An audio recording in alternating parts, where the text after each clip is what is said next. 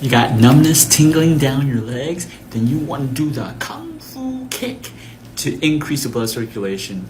Get rid of that numbness and tingling, all right? So this is an exercise you can do every single day.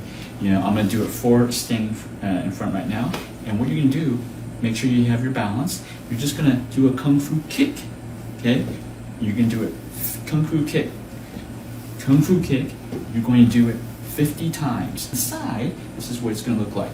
And basically get your balance, and Kung Fu kick, right? And get inside, right there.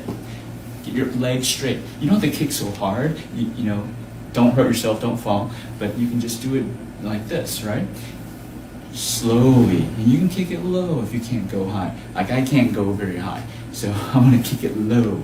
What this does is it stretches out all the muscles, improves the blood circulation.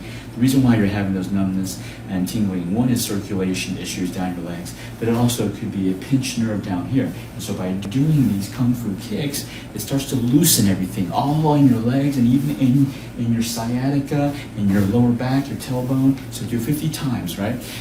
If you need a chair, you can grab a chair. I'm gonna grab a chair right here, and you can kick like that, right?